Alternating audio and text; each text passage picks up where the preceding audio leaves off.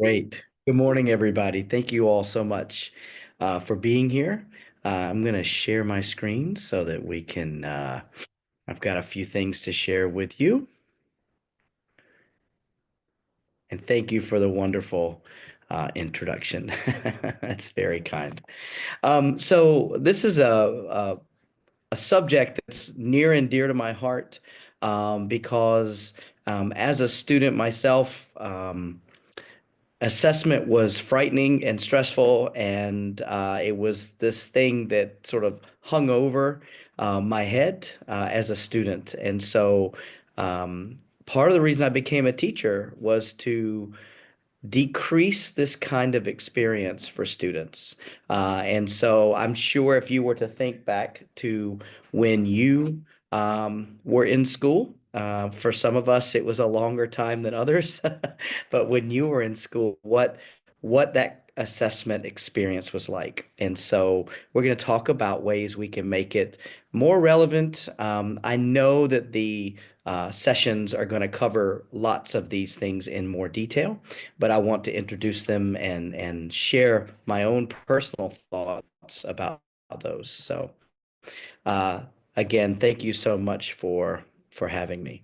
Okay, hang on, I'm trying to get it to switch. Here we go. Okay, so this is year 27 in education for me. Um, I've been based overseas for the majority of that. And so 21 years internationally. I've been working in four different countries.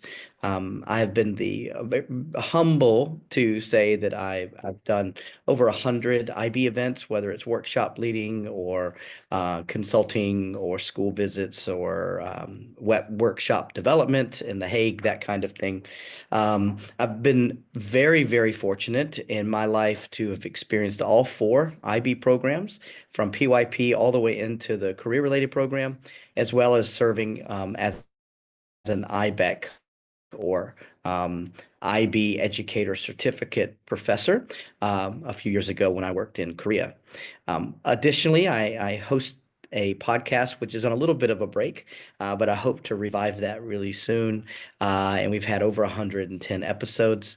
And then I was just checking my numbers last week, and there's been over 25,000 downloads, which I guess over a span of several years is not that much, but it seems like a pretty big number to me.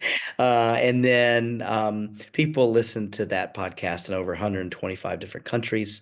I've authored a couple of books about MYP technology and design, and I use the hashtag Reagan Creative for the work that I do.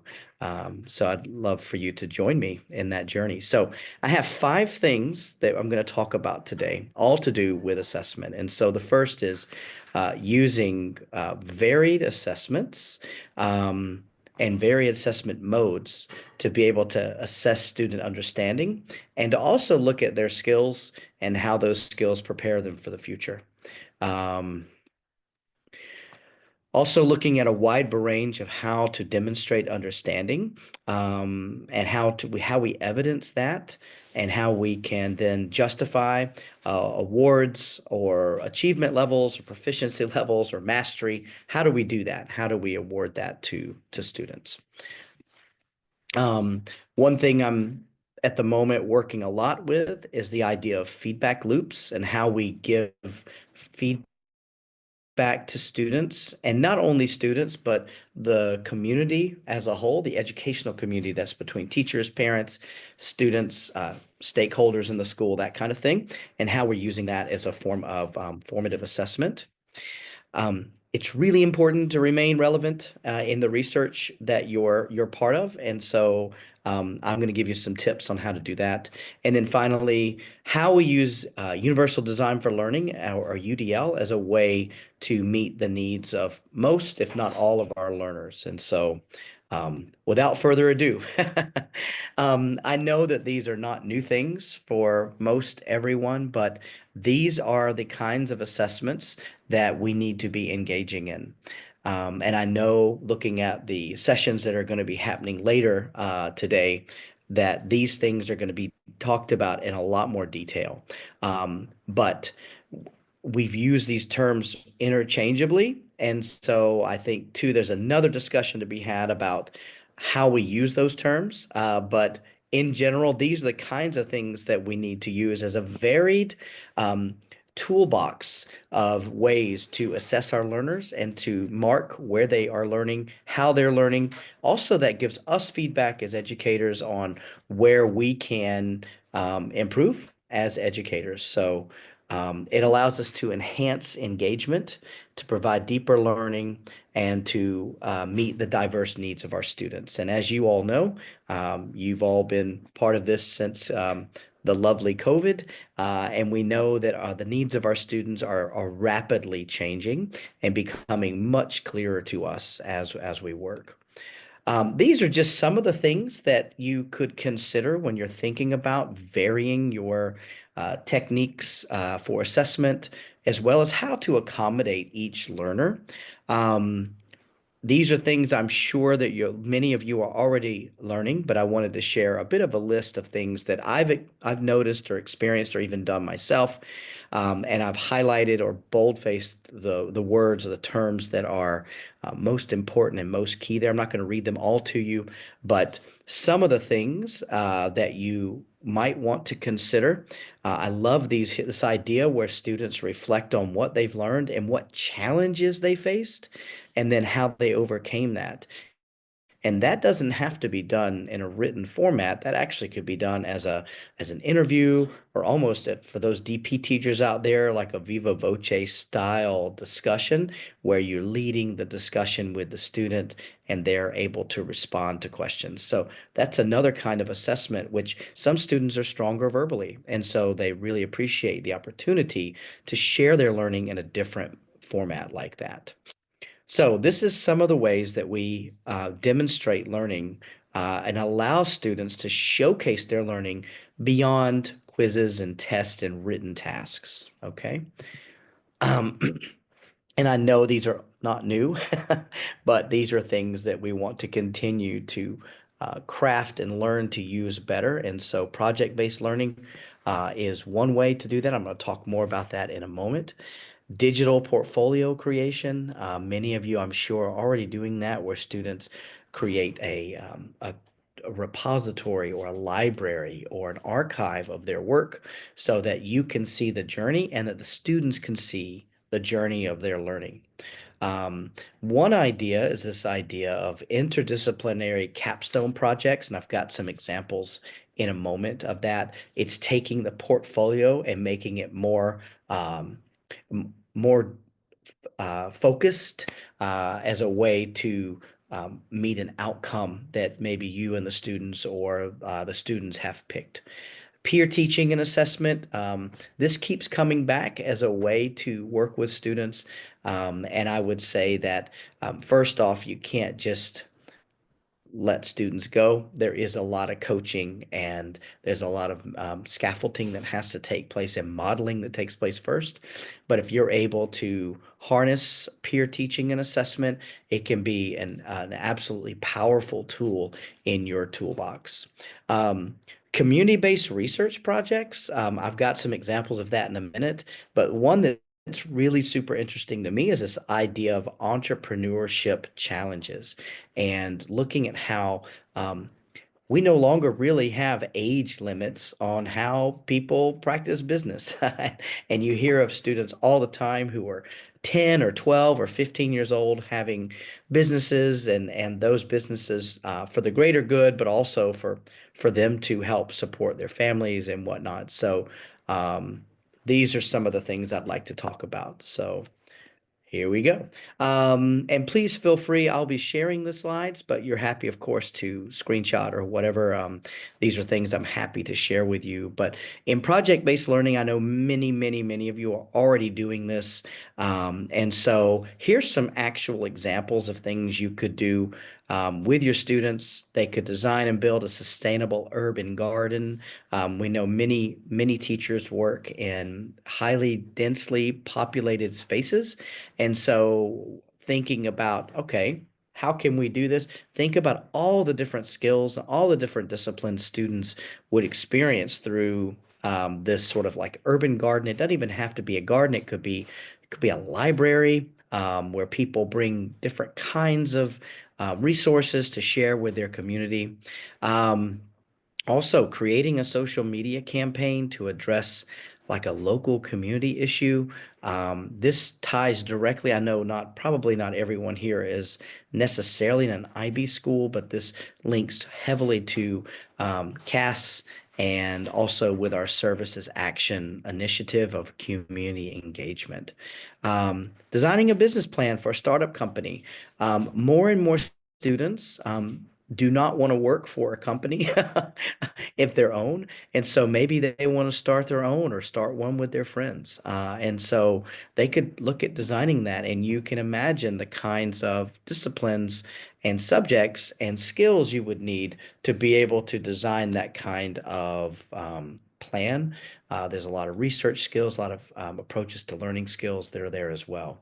With digital portfolio, I know many of you already engage in that kind of activity, and you know what that looks like. But I think the going the extra step for this is providing a way for those portfolios to be accessible long after they leave your classroom or even your school or even your area. And so I think being able to archive that in a way that's public and accessible, that's the challenge for teachers, is that I know myself, I've used apps in the past, and then the apps no longer are supported. And therefore, what do I do with that body of work? What do I do with that evidence? And so that's something that you want to consider when you're thinking about each of these, some of the challenges that you might have with that. So the interdisciplinary capstone project, um, I think we've probably heard interdisciplinary before. The idea of a capstone project is this terminal sort of pinnacle point in the work that you're doing. It does not have to necessarily be interdisciplinary, but that adds a lot of value if you're looking at allowing students to show their learning through an interdisciplinary sort of approach. So one idea is researching the environmental and economic impacts of a local industry. Um, I'm based in China. We have lots of opportunities to look at the good and the more challenging aspects of local industry. And there are lots of good things going on. There's things that still need to improve. And so these are opportunities that are real world and they connect to what students are experiencing every day. So that idea of creating these contrived challenges and these contrived project themes is it's sort of going away, and it's becoming much more about how you connect to the world around you and to how students connect to that. So, looking at cultural and historical influences on a literary work. I know many of you may be language teachers and you're probably already doing this, but maybe looking at a new way of how you would analyze that those how the influences were imposed upon that work. Here's another one, exploring mathematical principles behind a scientific phenomenon and seeing those connections. Now, I know that when you're looking at younger students, you may not have the background knowledge and the prior experiences you need to do this. Some of these projects are much more um, older student ready versus some of the younger students, but some of them definitely will work. Peer teaching and assessment, as I mentioned before, um, leading a small group discussion. I mean, it doesn't have to be huge examples of learning. It can be that day-to-day, in the moment opportunities that students have to share their own expertise and their own experience. Um, Something students are already doing, probably without you even realizing it, is creating instructional videos and sharing those things. Now, it might be how to accomplish a certain task in Minecraft or in Roblox or something like that. It might also be where students are taking pre-existing videos and then analyzing those and using that to show others a certain thing. Also, a lot of young people are doing troubleshooting videos showing how to fix a phone or how to repair their video game controller, things like that. And they're getting quite popular through various video streaming services. So these are things we can actually do within class, which it's not going to be sort of an end of the road for that kind of skill. Students are often then taking that beyond and using those tools for other things. And then something that I know many teachers already do, and that is peer reviews of writing and projects. Um, I do want to caution you to say that it does require a fair bit of training and modeling and scaffolding to to students so that they do this well. Okay. And so you definitely want to make sure that you're scaffolding and providing support for those students. The last two here are the ones I'm most excited about, and that's the community-based research projects. Um, this can be done without leaving campus or leaving your school, looking at traffic patterns around the school and what they could do, or even traffic patterns within the school. You know, buses or cars or vehicles will drop off students and then have to go through the campus or through the school. What does that look like? Is it safe? And so that's something every student experiences. And so it's a chance to better your community while also looking at the more scientific logistics and some of the more social logistics around certain projects. So it's a great way to um, tap into student experience. And because I think some students think, what can I offer a community? I'm a young person or I don't have that experience, but they do have experience. And so tap into that and have a way to bring them into that. Looking at local businesses and checking out trends, studying water quality. We actually, on my own campus, have a small pond, and it is a teaching location. We have all the probes that we send down, and we check water quality, and we look at how hard the water is. We look at the sedimentary content within the samples and things like that. Really, really authentic, needs based that students can connect with, right? Um, Entrepreneurial challenges. My background's actually in design technology and in design, and I teach a DP design tech course, and we actually look at the business end of our products, and so we should be doing that beyond just the one class I teach, for example, but looking at how to create new products, but then maybe the life cycle analysis of that product. When I say product, it doesn't always have to be a physical product. It could be a social product. It could be a digital innovation. It could be an application. There's so many different things that we use when we say product. And so to look at the business end of that, because most of our students, they're going to be growing up in this gig economy style, circular economy style world. And so the more we can connect their learning and let them demonstrate their learning in these real world contexts, the better. Developing a marketing plan for a service, you could throw the word community engagement in there if you wanted to.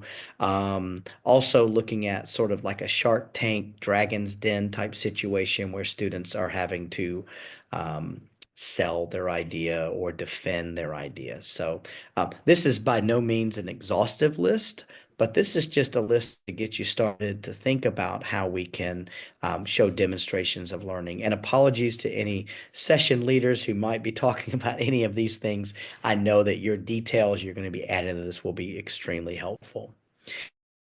Um, Something I mentioned in the beginning, feedback loops. These are the things that are I'm very passionate about because um, growing up, how we were being assessed was often a mystery, and it was a huge surprise when we got our grades or when we got our report cards. And so I know lots of work has been done so that feedback loops and communicating with students is a way of sharing how you communicate with them. So here are some of the reasons why feedback loops that I'm calling them are really beneficial. It builds that trust and rapport between the student and teacher. It engages its students to be more self advocates for themselves. It also allows personal voice to come into the classroom. It allows teachers to reflect on and improve their instruction. So if all your students are feeding back to you that that task was did not connect as closely to what was taught in class as it should have, that's great feedback for you, right? It creates a more personal and responsive environment, allowing us to um, truly know our students. I know in my own experience, and I'm sure in your experience, there's times when you've said, "Oh, so and so is really quiet. I don't really know what they're thinking." This is an opportunity to develop and open those lines of communication with your students so that, number one, they feel comfortable in asking questions, but also in maybe challenging a little bit about something that happened in class, or to be more open with you about if they're having trouble understanding or if they have something they want to contribute or add. Okay, so here are some of the ways you can implement this, and I have it in two domains. One is the teacher to student feedback, and then the other is the student to teacher feedback. So with teachers, some of the benefits of this, but some of the ways to make it happen to Monday when you go back to classes, to provide specific constructive feedback on student work and performance. So not to say that's really good. Okay. That's wonderful, but that helps no one. That lets them know that they, I guess, met the target, but there's no way to know, number one, what was good about it, and then what I can do to make it from good to great. So that's an important thing to remember, being specific, and giving very clear, measurable steps to move forward. Focus on areas of strength as well as areas of improvement, because we live in a situation and a culture, um, an environment where everyone only hears the negative, and we really want to also focus on that positive. Um, you want to link your feedback directly to the targets or the standards or the objectives or the aims of whatever that task was, and then offer those very clear steps for growth. Um, with student to teacher feedback, you really want to encourage students to share their thoughts with you. So an open environment, creating a open channel that encourages teaching methods and instructional clarity. That helps on those. That helps the classroom environment and atmosphere. Um, it helps to select what kind of books and materials the students might want. And it also provides personalized learning preferences and needs to be known within the community. If I'm going too fast, I apologize. This one's quite quick.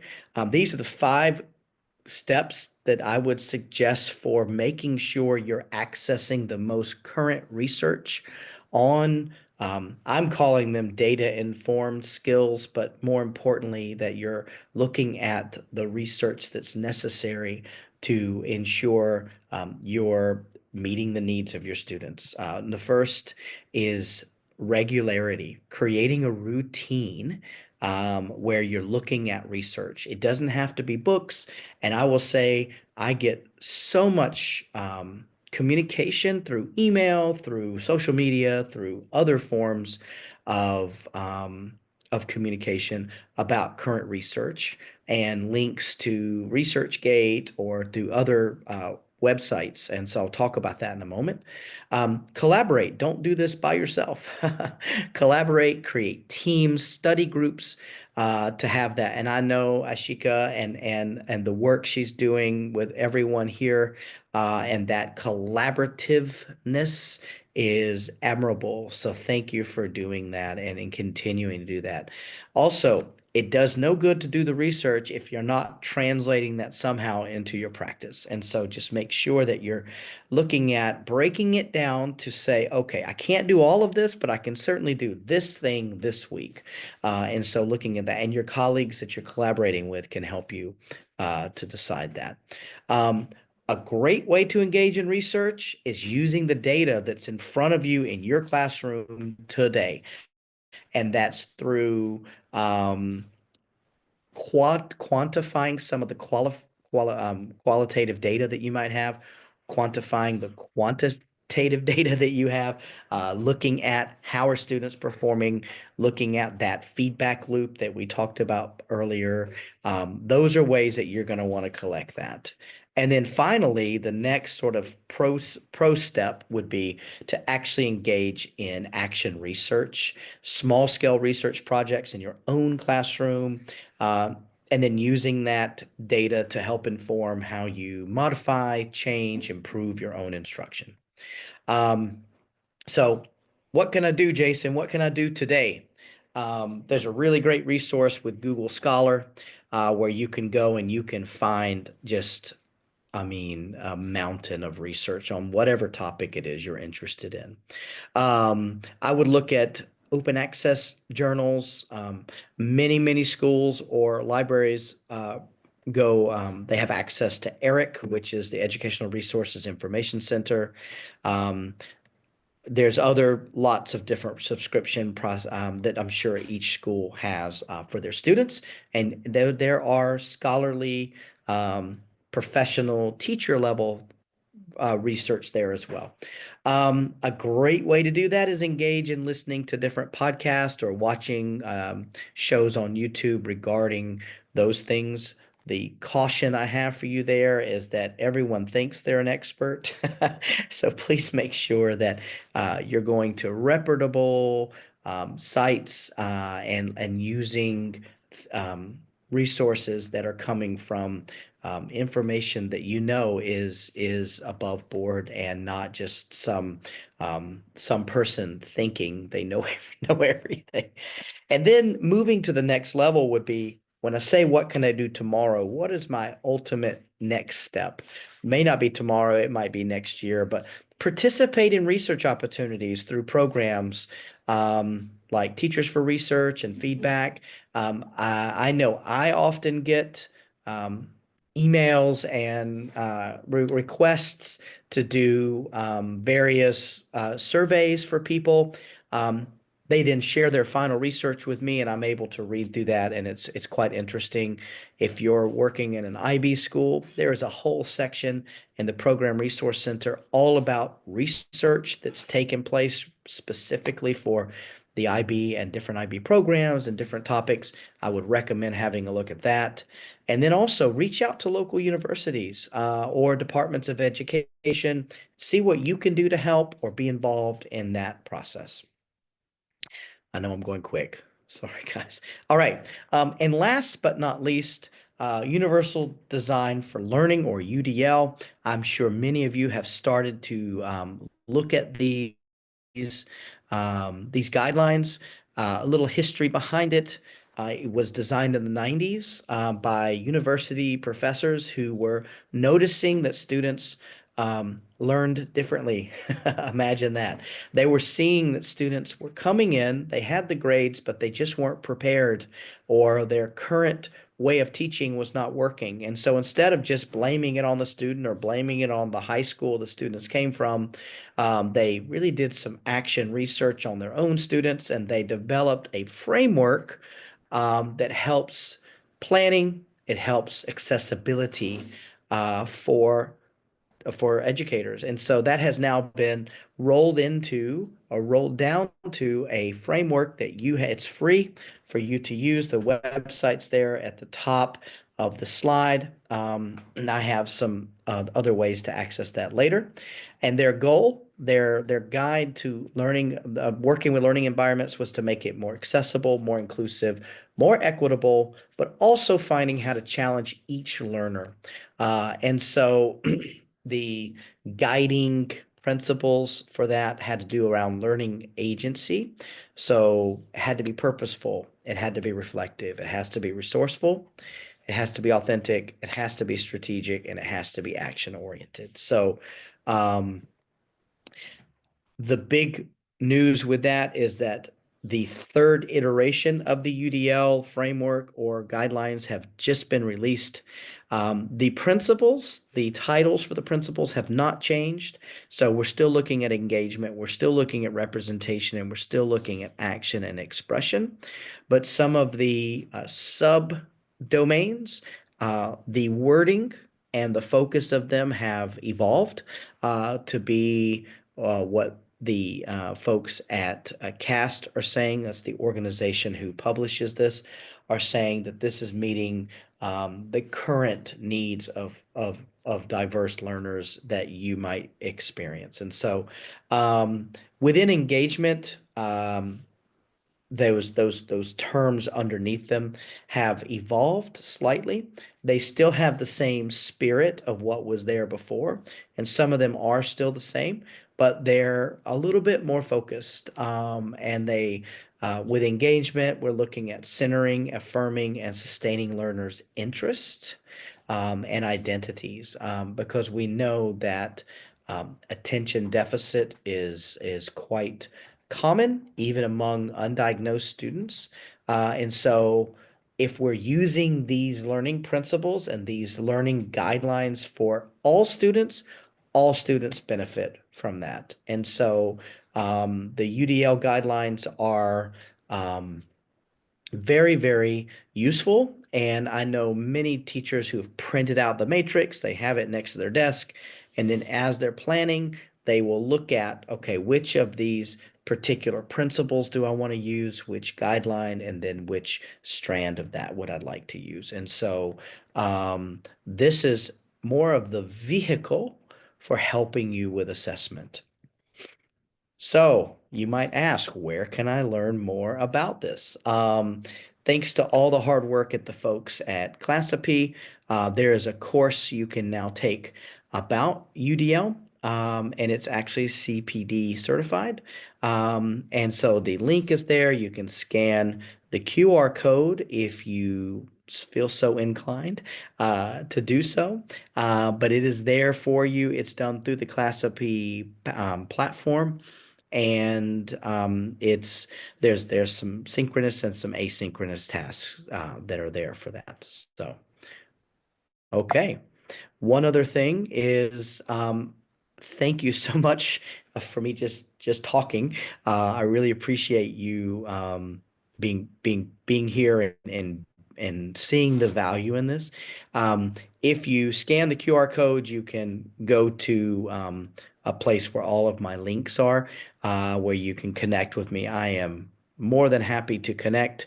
Many people here already. Oop, hang on, sorry. Many people here already um, connect with me through various ways, and so I am excited to connect with you. So please reach out and connect.